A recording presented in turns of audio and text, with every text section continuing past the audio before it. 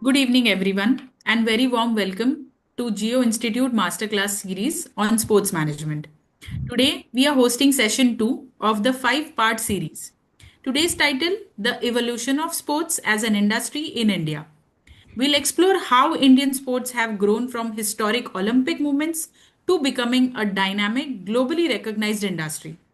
We have already completed session 1, which is understanding sports beyond the game, and look forward to continue this learning journey. It's my pleasure to introduce our speaker, Mr. Prashant Joglekar, founder, SportsBiznet, and today's moderator, Mr. Anirudh Kalia, Associate Professor of Practice Sports Management at Geo Institute. Over to you, Anirudh, sir. Hi, thank you. Thank you very much, Mayuri, and welcome to all attendees. Thank you for joining us today. For those of you who are joining us a second time in the second edition, grateful to you to kind of show us your token of affection. I also take great pleasure in welcoming Mr. Prashant Joglekar, who I count as a senior sports researcher, a consultant, and also the founder of SportsBiznet. Prashant has the distinction that all of us from the sports industry, we lean on his wisdom whenever we have a niggling doubt or a question or a clarification or a research area to look into. Prashant has spent more than a decade around sports, and today, what you don't know about him is that multiple leagues and franchise teams in this country lean on his his ability to research and come out with impartial analysis of any subdomain of sports. Needless to say, Prashant was our first port of call when we were discussing the likelihood of having this webinar series, especially this one on the evolution of sports. One thing I can assure all of you is that Prashant speaks truth to power. He speaks it without any, bubble wrap around what he feels, and hence you would get the insides of the kitchen table truth in this webinar today. So I welcome you all again, and thanks for investing this time. And I hope that at the end of it you would go away with some real deep insights that will help you in your career decisions and your way forward. So thanks, Prashant. I have my brain overflowing with questions that I can throw at you. But let me set the tone that this second episode of the webinar series is mostly about how sports has evolved in this country. You have seen this journey, albeit for the better part of the last 15 years, 20 years. You've seen the lows and the highs, the ebbs and flows of the sports ecosystem. In your opinion, Prashant, give me a sense of what the sports industry is all about today. Go below the froth and tell us what's really happening. Okay, thanks for that introduction, Anirudh. Really glad that there are people around who wish to understand more about this particular subject. And before I start, a disclaimer: I was a student of this industry. I am a student of this industry, and I'll continue to be a student of the industry. Okay, so no way am I claiming that I know it all, because the dynamics keeps changing, and you have to keep learning it. Okay, and that's my advice even to the students, saying no one can actually. Okay, coming to your question, Anirudh, I think I always, like in last 6 years, I have been feeling that we are at a new inflection point. That's how rapidly the industry is changing. Okay, and maybe if I were to sort of break the industry into two parts, then I would say pre-2005 and post-2005. Okay, that's how I'm looking at that industry from an industry perspective. Because from being a spectacle where people used to just watch and the emotions of we as a nation, that's where then the industry started evolving, giving livelihoods to people, not just to athletes, but to the entire ecosystem around it. So people behind the cameras, people doing a lot of things inside the industry. Okay, so it basically then started growing as an industry post 2005 when the first league was launched, which was the hockey league. Okay. And then in 2007, the IPL came and the dynamics started changing. Okay. So I would say that we are now at sports industry 2.0. Okay. In 2025, because of so many changes that has happened in last 2 years, especially around the sports bill, especially around the infrastructure, especially around the number of people now started getting involved because the interest that the industry has started generating. Okay. Be it the visibility, be it the brand, be it understanding as an industry, be it career opportunities, be it business opportunities, be it as a vehicle for a friendship or whatever it is between two countries, etc., etc., right? So the evolution of us as an economy, as a country, is changing, and sports, I would say, is then a vehicle or a representation, more or less, right? So that's how I would sum it up, that the industry has evolved from, let's say, 1975 to 2005 and 2005 to 2025.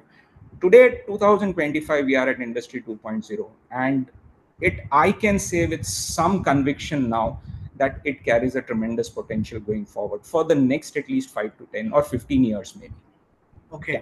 So that's how I maybe, I like that's very interesting. So Prashant, one of the small, or you can say one of the pet peeves that I carry in sports is that everybody seems to believe that sports started in India after we won the Cricket World Cup in 1983, right? Yeah. Now, while I'm as much a cricket fan as anyone else is, but I believe that we have a very long and celebrated history of sport in this country, right? We are the only nation which has won 6 consecutive gold medals in field hockey. No other nation on earth has actually done that. Correct.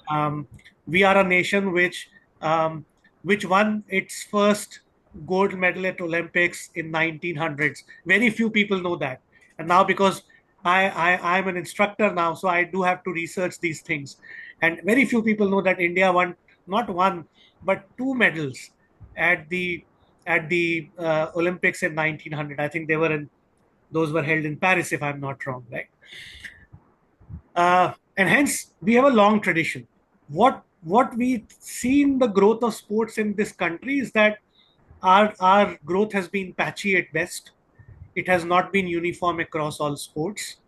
But what I clearly see in the last few years is that because of the regulatory push, because of the governance changes, because of the groundswell of prosperity, of kids actually thinking that sport can be a career, I can now clearly see that the momentum is building up. I was talking over the weekend with somebody very interesting on the cricket circuit in Bombay, and it'll be music to your ears and to the ears of all our listeners and viewers. He shared with me that there are 40 grounds at which some decent amount of cricket coaching for girls happens in Bombay. There are 40 grounds, right? Mm-hmm. He said that there is a long waiting list at each of the 40 grounds. So these 40 grounds are reporting so many girls coming with a cricket bat and a cricket kit that it's all running on waiting list right now.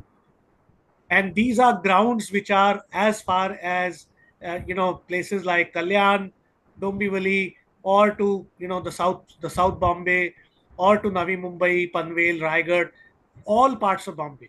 And it was such a delight to hear that statistic, saying Anirudh, we are running a waiting list now because we don't have space, and we can't do a bad job, which clearly shows that on the ground something is changing. True, right? And any change for that matter has to start from the ground. I go back to this example of Australia that tried to do this, because the problem in Australia was that we are 20 million people. How do we make something an impression in sports on the global stage? Just 20 million people, right? 20 million to हमारे यहाँ Delhi, Bombay मिला के भी 20 million से ज़्यादा है, right? So I can confirm, and I take great pride in the fact that there is some change happening, which is delightful. Similarly, if you see the other non-cricket sports, if I'm allowed to use that term, across badminton, I was in Hyderabad last week. I was amazed to know, and I keep asking these statistics all the time that I go out. Hyderabad has close to 75 badminton academies, and I was told that each of these badminton academies is running at full stream. There is not an iota of place or capacity idle at these academies. In fact, there are academies that I spoke to who said we are short of at least 7 to 10 coaches at each academy. Right? So look at the players, look at the number of coaches that we need as a nation. All of that kind of points at me that there seems to be something which has changed. And we take great pride in this. As Reliance Foundation, we are deeply committed to development of sport in the country. We are embedded right from athletics to multiple sports. We run 2 high performance centers. And it was great for me to hear that, something that I work and I earn my living from is actually resonating, somewhere down the line. Now, as the sport grows, Prashant, the need of trained professionals will also grow. Right? Sport is an industry which has multiple subdomains, right from the usual side of monetization and business development to event and operations, analytics and technology, things like fan experience companies, grassroots. In your opinion, Prashant, and sports manufacturing and apparel, how dare I forget that? That's one of your favorites, right? So what are the constituents that, according to your research, Prashant, are already manifesting this growth? So interesting question. Now, the way I look at industry is I divide it into 2 parts, right? Those who play and those who watch. Right. So those who play is like, let's say from 5 years to 15 to professionals to recreation, right? They have an entire ecosystem around it. And those who watch, the fans, the broadcasters, the brands, they have an ecosystem around it, right? So both these 2 parts are simultaneously pushing for excellence, right? So we have more and more of pieces which is more professional in nature, assisting these ecosystems evolving. Okay, giving you an example for those who play the sports science part. Okay, now there is so much of stress to actually get your thing technically right, which was not there till 2000 or 2005. Okay, and that's where we saw the Western counterparts being professional or being more knowledgeable. That is all growing into our system very thick and fast now. Okay, so gone are the days where children would actually, to make a career, go to a Maidan and play and just gets in. So it's on day one, get yourself enrolled into a professional academy, look for a coach, look for a psychologist, look for a nutritionist, etc. Right? So coming back to your point, that evolution now has started taking a very professional touch, right? Right from the word go, for the parents, for the athletes. Okay, that's one part of it. The second part of it, which is the watching side. Now, sports has become such a great vehicle to get the entire nation together. Okay, and along with that, the brands, for them to pitch, right? Particularly the startups, right? Just sponsor one event and the nation knows you. Correct? Because of the internet penetration, because of whatever it is. Okay. So to answer your point, both these things are now competing with each other. There's a lot of competition. Okay. And that's why we see the growth around it. The pull, so the pull happens from both sides.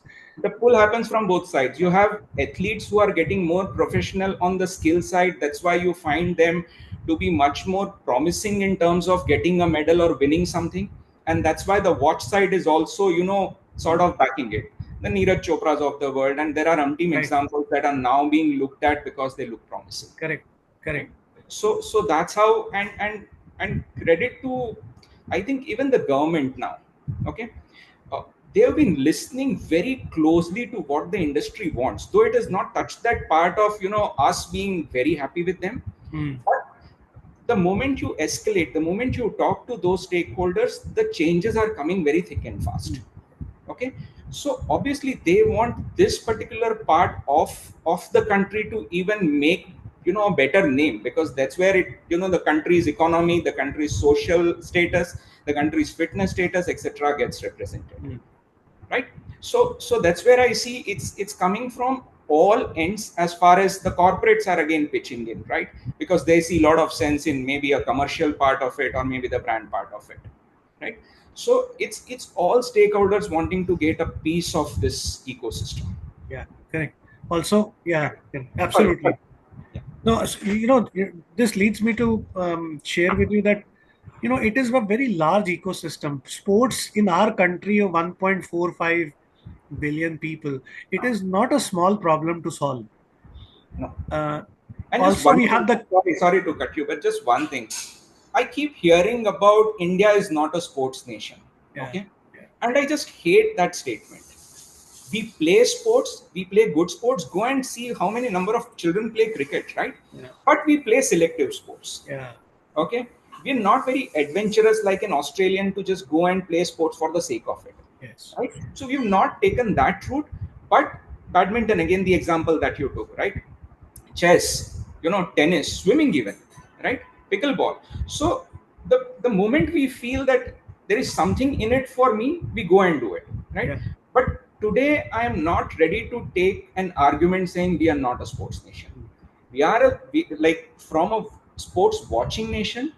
We are now transiting into a sports playing nation. Yes, we need to then transit it into a super performing sports nation where, you clock whatever 20, 30, 50 medals in Olympics or any global events. And that transition will come eventually, I guess, in 10 to 15 years. Sorry. So I just wanted to make so very, very interesting. In fact, I don't know how many people obviously know this, but this is a statistic that might surprise many of our viewers today. Do you know China? How many Olympic medals did China win till the 1984 Olympics? Not many people know this statistic. The answer is 0. Right? China had 0 medals till the 1984 Los Angeles Olympics.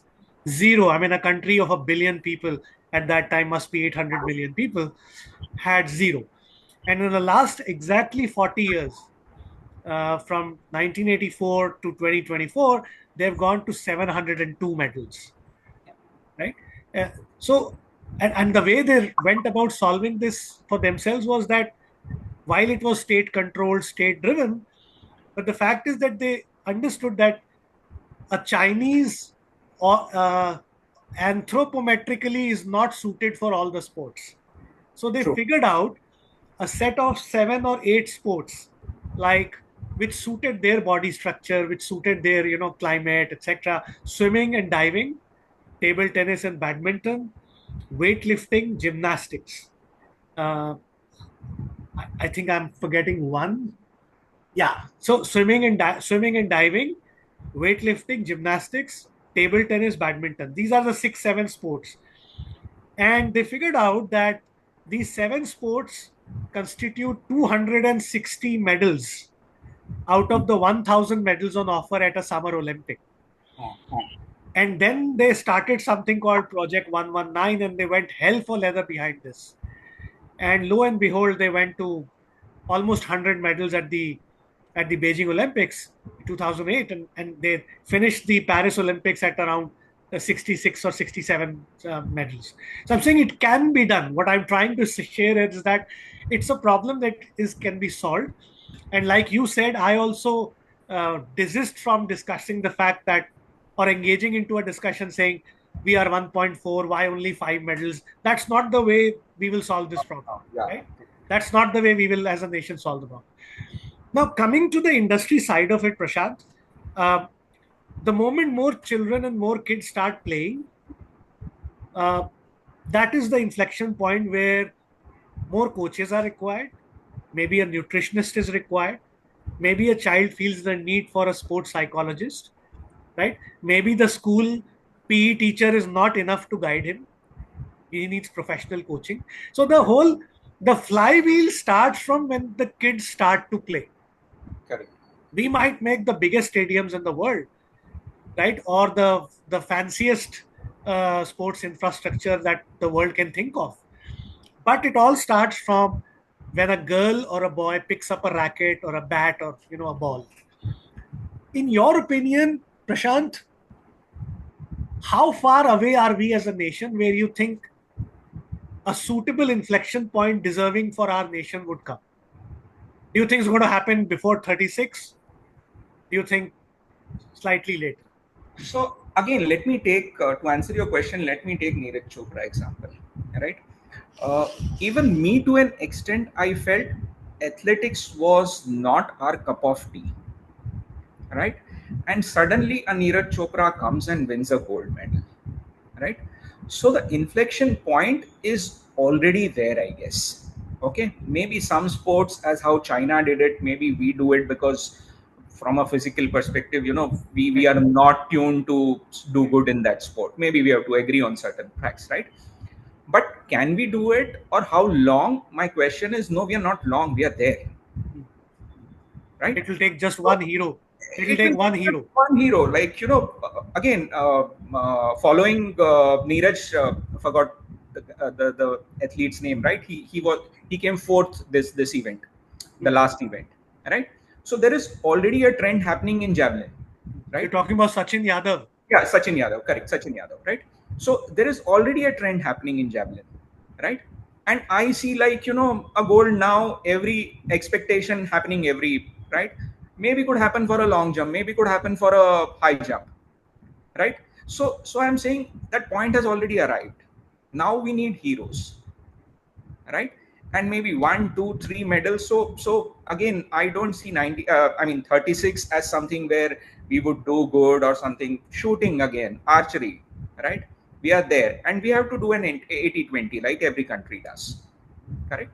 But to my point, I think we are now good to burst that 10, count of 10, which we have not crossed, at least in Olympics, to go past that and start scoring more. Right. I mean, the 22 medals at para athletic championship. Para is a brilliant example. I mean, again, it needs system, it needs everything, it needs the jasba, right? And we've got that. Yeah. So I am today, yes, we need more foreign coaches, or I'm not very foreign coach kind of a person, okay? Yes, we need a transfer of knowledge from the foreign coach to our Indian coaches, but our Indian coaches can do good, and that's what we should concentrate on, right? We need some kind of infrastructure for better, right? But if we give that, and if our athletes, again, we give them sufficient period for training, etc., I don't see a reason why we should not be, competitive across the world. So yeah, it's already there. To again, circling back to your question, the inflection point is already there, and I'll not be surprised if 2028 LA Olympics, pushes more surprises for us. Right. And one interesting thing that I want to share with you is that a lot of schools, Prashant, and I talk to a lot of people. It's my favorite pastime is to talk to people about sports, right? And that kind of naturally makes me a sponge for data and insights, and insights at scale. So one interesting thing I found out the other day was that a lot of schools in our country are actually now spending on sports infrastructure. Yeah. Not for one moment, please think that they are trying to build sports in their school. No. Correct. A lot of schools are building sports infrastructure to enhance the revenue or fees outcomes from parents. So suddenly, and I was talking to someone who creates India's most prestigious and sought after school ranking. This guy reaches out to more than 8,000 schools a year. And he was telling me that suddenly hundreds of schools are building sports infrastructure, not so much to build sports in their school, but to showcase their infrastructure to parents, maybe in the hope of a better or a higher fees. But nevertheless, he said that it's a great start because once you create the infrastructure, the kids will start playing and getting opportunities to play. True. Right? So yeah, I mean, and especially in tier one cities now, schools have started getting more serious about, you know, sports, or parents are getting more serious about sports. I mean, they clearly have, like, you know, if you want to go professional, then go professional, and then they back them, right? Yes. So obviously they lean on school one to have a better infrastructure, because that's where the representation, the initial representation happens, right, at a school level. So they are more keen that, you know, the school performs well, the child performs well, and then he, you know, diversifies into being a professional, be it for a state team or a district team or something. So yeah, I agree with you. School infrastructure again going through a massive change. Yes, it's not reached to a level where we would have liked the schools to treat sports as how, you know, as how the Western countries do it, or other examples do it.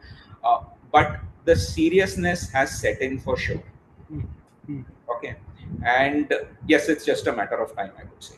So, do you think that sports infrastructure, the time has come for it to be a viable career for a student, for a young professional? So sports infrastructure then has two parts, right? One is building the sports infrastructure, and two, maintaining it, Right. and third, operationalizing it. Right. So building and maintenance is more of a professional thing, which is more civil in nature, or which is more, you know, it's Facility management or the engineering stuff, right? Yeah, correct. But it's the operational part which, if these young students can think about, okay, we don't have an example of a single piece of sports infrastructure, right, which is multi-sports and are revenue positive, right? How do I make a stadium which is a large piece of land sitting in the center of a city, right, only for one sport or two sport, but how do I make it into something which is giving more revenues to the you know, ecosystem, correct? So the students, or the even for the management part of it, in fact, I've today put a post, right, how can the events be more revenue positive? On the same lines, how can these pieces of infrastructure become revenue positive? At least you break even, right? You do whatever events, you charge people, you make it very interesting, you give them experience, what not, okay, involve private parties. But once we have an example of a big stadium being that experience center, then I think we have, you know, we are then on the infrastructure piece today, which lies vacant for a lot of places, right? We start operationalizing them and, you know, bringing them to more use. Yeah, so this might be music to your ears, Prashant.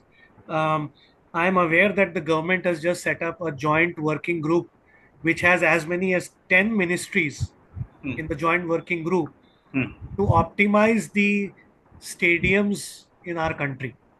So, Okay. So somebody told me this, and you know, this exactly, you know, folds into the That's point what, that you just made. yeah, because calculated at some point in time, I think we have around 15 lakh or 16 lakh stadium seats. Okay.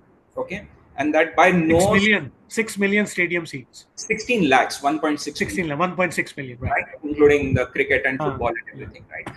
And think of every seat giving you a revenue of 4,000 to 5,000 per annum. Oh my God, yes. Right? And then it changes the dimension. It changes the dimension. So once we break it into a unit and see how can this be brought to more use, I think then, and that's where we need more ideas, because we've still not got that. Yeah, I mean, I remember, and I can share it here, that once I was thrown out of a meeting, or I was actually, I raised a lot of eyebrows by asking in a meeting that if there are 200,000 people paying an average of 7,000 rupees for a Coldplay concert, why are there these same people not found in the sports stadiums of our country? Correct. So, you know, people just stop talking after that to me.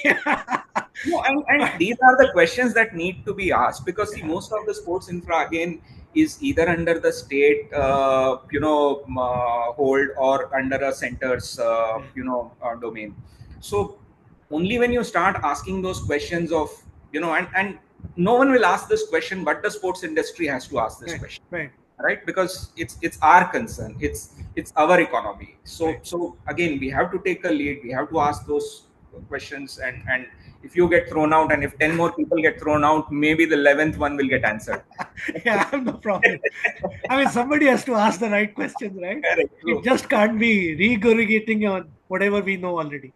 So the next thing I wanted to, and I'm really curious about this one, Prashant, is that there are parts of the industry that give themselves very well to entrepreneurial ventures for a young professional. Interestingly, our research shows that 97 or 98% companies in the sports ecosystem of India are startups. There are very few large or big companies, so to say, in the conventional sense. Now, in your opinion, are there areas in sports that give themselves very well to startups? Because there are certain problems that startups will solve. Right? Which are those areas, Prashant, and how should a young professional look at those? So, startups somewhere, I think, are carried away by the cool factor that the industry offers. Okay. Without getting too analytical about, is this the right way of doing business, or is there enough market for me to do business? Okay. So most of the startups that I came across or talked to me, etc., still do not have a very strong foundation in terms of the sustainable, the financial sustainability or the market understanding and things like that. Okay. So my take on this is, on startup side, it's more on the tech side that startups come out with, right? Not more on the infra side, not more on the manufacturing side. And how much business has a tech to offer to a sports industry? Not much, according to me. It's a $1.5 to $2 billion industry, sports tech, right? So my advice there to young students would be, understand the startup first, understand the market first, understand if these guys have got a long-term business plan in mind first, or there are maybe references of other startups around the same aspect or an area that has done good, right? And then think about it and join the industry or startup or an opportunity there. But unless it promises you at least 5-year opportunity or a 6-year opportunity, or you see that startup sustaining for 5-6 years, I feel it's more of, again, as I said, just the FOMO that the startups are getting into, saying it looks cool, sports industry growing, etc., etc. But 90 or 95% of them are, I would say, still does not have a very strong hold on what do they actually want to do or their understanding of the industry, right? So maybe a disappointing answer, but that's the fact. And I would recommend that students understand the industry, students understand the startup first, and then maybe take a plunge. Interestingly, Prashant, just to share this with you that and with our viewers, that in our sports management curriculum there is a full 20-session course on building a sports startup. The reason we do it is that we believe that startups are the fuel of the industry. And we know that a large number of problems will get solved by some of the startups. So we do equip our students on how to take a venture from 0 to 1. And this fall we have a course that takes them through how to actually build a minimum viable product, how to raise funding, how to scale your startup, how to find a co-founder, all those questions that come in the mind of any startup founder when he sets out on his own, right? Yeah, and network is patchy, so my video is in and out. Yeah, but but all I want to say there is, yes, startups are the engine. Startups bring in new ideas, right? But is the industry big enough right now, right?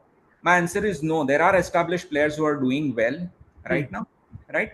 And students should look at those industries first as a career opportunity rather than taking a plunge in a startup right now. Okay, Correct. get the pulse, feel the industry, know the industry, and then jump into it rather than on day one think about a startup and do so. While equipping them with the knowledge and understanding in case if they want to do it in future is a great idea, right?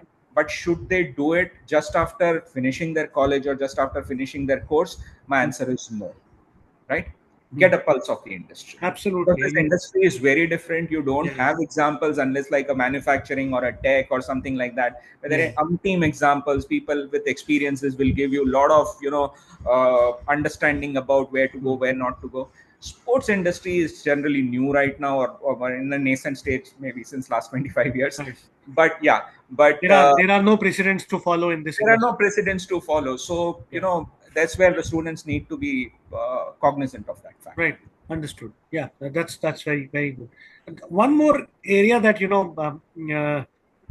that comes very often in discussions is events and operations. Now, every sporting event, every sport is a first an event. The way a sport reaches to you and me is actually through an event. Yeah. A lot of young professionals do not fully understand what is event and operations, what does it entail. But a lot of evidence points out to the fact that a sizable number of jobs in the sports ecosystem, at least in India right now, are also springing up on the event and operations side. What are your views and thoughts, and how should one approach a if he wishes to be part of the event and operation side of the sports industry, Prashant?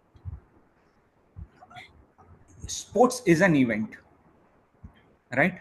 So after all the what do I say, behind the camera thing which happens, Right. Finally, all the strategies and all the boardroom and absolutely, the manufacturing, the infra, and everything. Finally, all of them point to one thing, which is an event. So unless the event happens, sport has got no meaning, right? So from a criticality point of view, yes, events are the front face of this industry, correct? And how do you make now the event more interesting for a fan is a transition that the industry is massively going through. Okay, giving the fan an experience through an AR, VR, the skill, the music, the food, the entertainment, etc. Right? So to answer your question, it's a great area to come and to experiment. Right? And don't just look at the logistics, don't just look at the event happening, right? Look at the fans, look at if they are going back happy, not only about the result of someone winning or someone losing, right, but having a great experience despite your fan losing, despite your team losing, right? If you are able to crack that for an event, correct, you've done your bit. Then goes back to our point of the infrastructure piece, right? That I go to a stadium, I support a team, but despite my team losing, I had a great experience. Okay. So I would encourage you, and through you, the students, saying yes, events are major revenue churners. Events are the front face of the industry. And the more interesting we make the events, I mean, and we have enough examples to take from US, the West, where how the NBA happens, and the whole the NFL, and the half show, whatever they call it, the halftime show, halftime show, and all that, right? So I see that happening now also for the Indian events, like the Street Premier League, which happened. They literally tied with all the new bands and all the new artists for all the matches, right? So the way Prashant, the way I like to think about this whole event operations thing is that when you join as a management trainee in a large company, conventionally, what happens is that you are thrown into sales for a year or two. Hmm. And because you understand how rubber hits the road in sales, when you eventually grow in the organization, you carry the wisdom and the experience, or the wisdom of that experience in sales, which is so useful to you when you make large and big and critical decisions for a company. True. Right? How does the consumer buy? How does the consumer find you? True. Right? What is the value equation that will go in a consumer's mind? These are things that you learn on a retailer's counter. True. Right? Or when a housewife picks out her debit card and pays for something.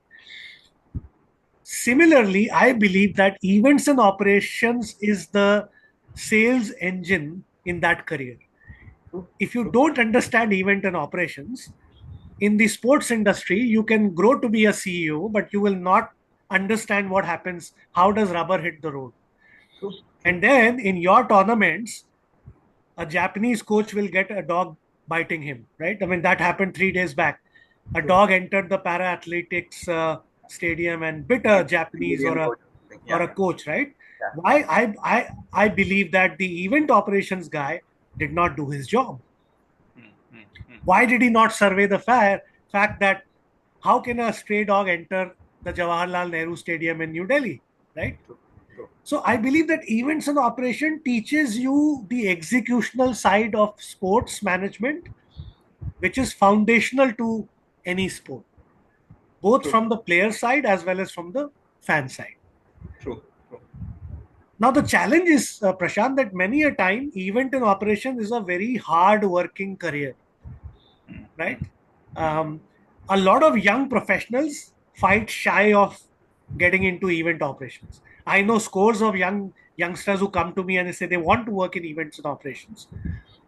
But I also find a lot of them who say, you know what, I'd like to be in, the consulting side, sir. I don't want to start with the events and operations. How, in your opinion, how do we inspire them to be on the event side? That's the challenge that I face as an instructor. Yeah. So I guess the learning is, or the advice, in case if the current generation likes that word, is unless you make your hands dirty, unless you understand some fundamentals, right? A consultant's position is somewhere where it only can come with an experience. Yeah. You sit on a table across someone who's asking you questions, and those questions have to be answered via your experience. Yeah. Not via something as a chat GPT would answer, not via something that you would have read, right? Because that may sound very theoretical, but that may not have the conviction, right? So the conviction to be a consultant can only come when you have these bad experiences, all the kind of experiences in your kitty, and then you become equipped to sit on a table across saying, okay, now we talk, right? So the encouragement has to be like, first go, as you rightly said, hit the road, check the pulse, have bad experiences, go through the rigmarole, and then get yourself equipped for that course. Thank you. Yeah, so it may look cool on day one, but there's no shortcut. There's no shortcut, and you feel very stupid where you talk about something and your clients ask you something and you've not given the right answer. Yeah. Right? Because you did not know it, and that's where the experience counts. So you can't fool them. Yeah. So we have 45 minutes in, Prashant. We have lovely conversation. I just could go on and on and on with you, but I think that's better done in person. Sitting with you across when I come and see you in your part of town. Sure. Prashant, we have some 5 or 6 questions. Sure. I would request Mayuri to come back in and help us take those questions, please. Sure. Yes, I will. Hi, Mayuri. So one person, Sarthak Wadekar, he has asked, what about esports? I think he want to ask, can we elaborate more on esports? Yes. So, okay. One, Sarthak, my understanding and knowledge about esports is very limited. And but what I'm really happy about is 2 things. One, subsequent to the ban on the real money gaming, esports has now taken the center stage, I would say. Okay, so even if you look at the Prime Minister's one of the conversations that he had, he clearly outlined saying he wants countries youth to participate more in competitive sports, esports. Okay, so it's coming from that point, right? And two, what I'm really happy about is now esports is now under the Ministry of Youth Affairs and sports. Okay, so from a political point of view, it has now got how do I say, it has now got some shape. Okay, and some roadmap in front. Okay, so esports was already there, competitive sports, esports was already being played, and there are a lot of people participating. But I see now a thrust even from a government side to take this to that next level, right? So while I may not know, the intricacies about esports, but all I can say is for next 10 to 15 years, great potential. Sarthak, if I may chip in, thanks for asking a very good question, Sarthak. My 2 cents to you is that we are looking at a 10x growth in esports in the next 5 years. Why do I say that? Because a lot of talent, capital, and management intent is moving on to esports after the ban on gaming, on real money gaming. The second is that esports is now a very definitive part of the culture of our country and of the world. You would have heard a couple of days back or a week ago that the Saudi Arabian Public Investment Fund spent $55 billion to acquire EA, the maker of FIFA. And $55 billion is multiple times of the size of any industry in India. So clearly, there is a strong momentum building on the esports. A lot of management ability, capital, and competence is moving on to esports, and this is a great area for the next few years. I hope that answers your question. Yes, Mayuri? I feel so. Thank you so much for answering that question. We have another question from Mr. Ashok. Is cricket a barrier for multi-sports development in India? And how do we get around it?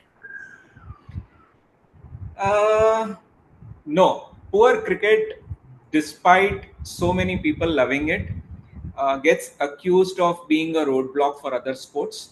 No, it is not. How can it be? If someone likes cricket, someone likes cricket, right? They don't like cricket because they hate something else, right? But at the same time, I would say other sports are taking shape. Other sports have got now their own community, which is very thick and which is very tied to itself. Maybe basketball, kabaddi, and other sports. A lot that I can give account, right? So while those sports may not have touched the popularity of cricket and will not touch it in near future, right? But from a fan base, from a athlete point of view, I will now not discount building a career around any of these other non-cricket sport, right? So it is not a roadblock, right? Every sport has its own freedom and democracy to grow, right? Football has not grown for whatever reasons that we know. So no, cricket is not a roadblock. I believe that will give a correct guidance for the person who has asked the question. We'll move on to the next question. Sandarsh Jain, he need a guidance and advice from both of you. He is writing, I have been working in the sports industry for over 6 years now. I started my career in events and operations and worked for 2-3 years before pursuing other branches within sports. Now I am looking in full-time ops in commercial side of sports in Mumbai and London. Did my master's in sports business from Loughborough. Loughborough University with the distinction. What advice would you will give?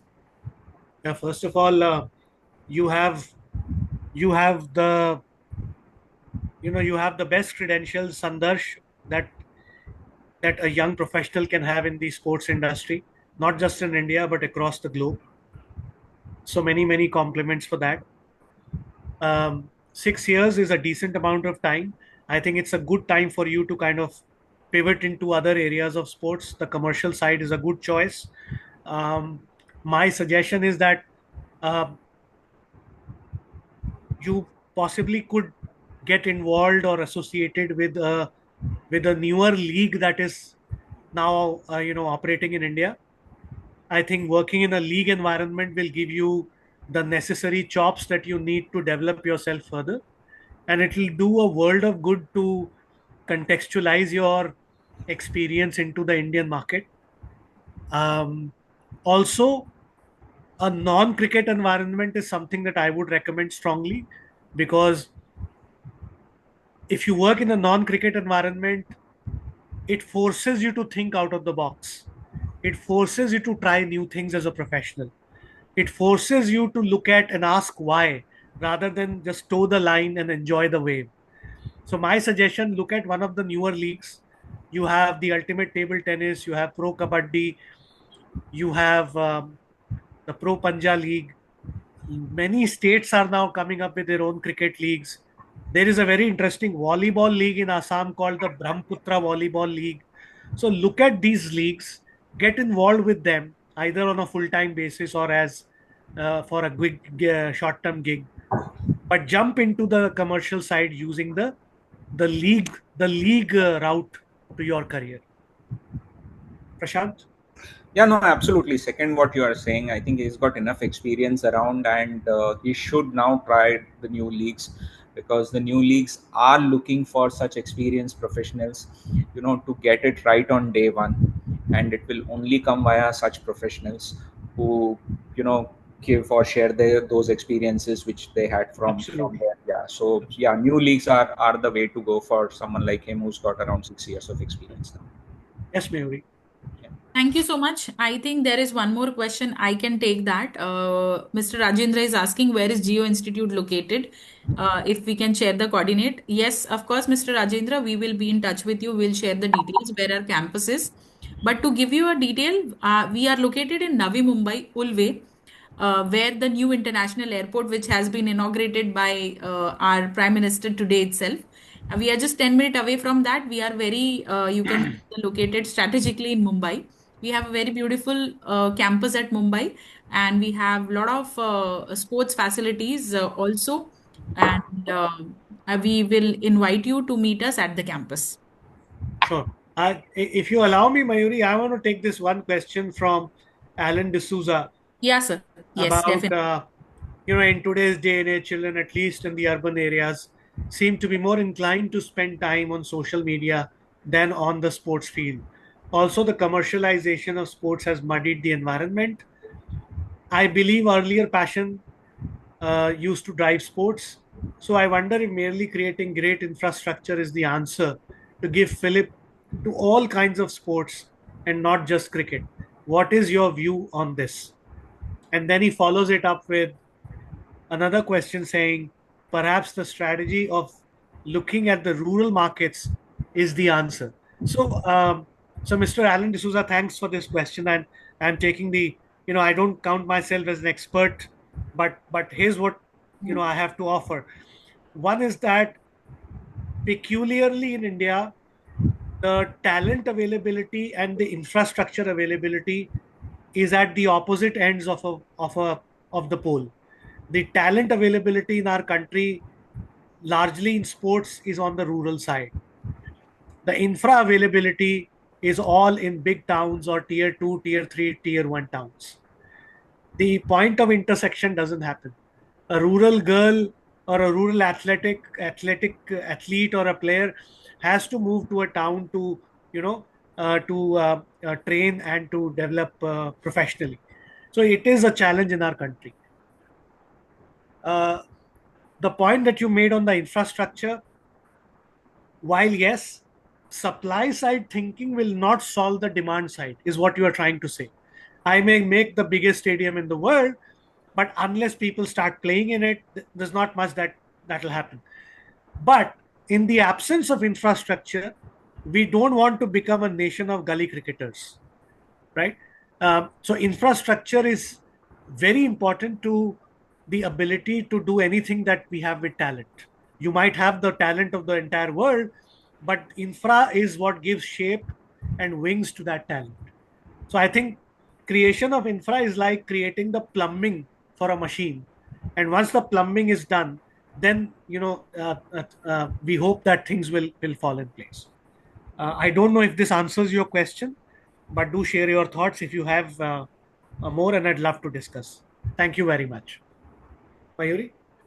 I think we have came to the end of the session, and I would extend my thanks to Mr. Prashant and Professor Anirudh, both of you, for taking out the time and giving our audience a guidance about the topic which we have decided for the session two.